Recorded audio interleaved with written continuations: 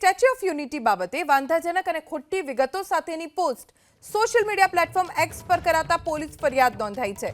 8 તારીખે પોસ્ટ કરવામાં આવી હતી।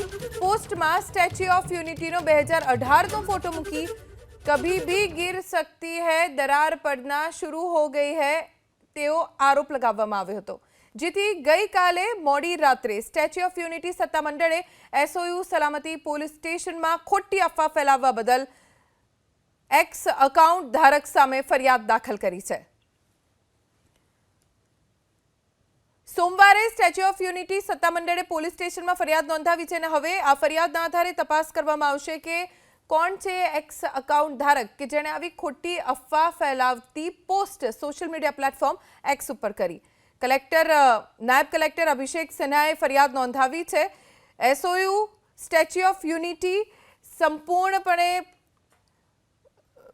યોગ્ય છે, પણ ખોટી અફવા ફેલાવતી પોસ્ટ સોશિયલ મીડિયા ઉપર વાયરલ કરવામાં આવી હતી।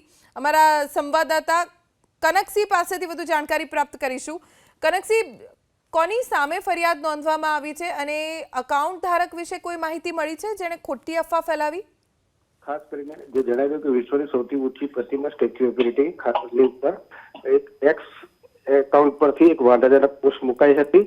જો કે તપાસ કરતા આ જૂન 2008નો ફોટો છે અને આ પોસ્ટ વિવાદાસ્પદ મુકતાની સાથે સ્ટેચ્યુ ઓફ યુનિટી સત્તામંડળ એક્શનમાં આવી ગયું હતું અને આ મામલે ગઈકાલ રાત્રે કેવડિયા પોલીસ સ્ટેશનમાં ફરિયાદ નોંધાઈ છે। આ એકાઉન્ટ કોનું છે, એકાઉન્ટ કોણ હેન્ડલ કરતું હતું તે દિશામાં નર્મદા પોલીસ આગળની તપાસ હાથ ધરી રહી છે।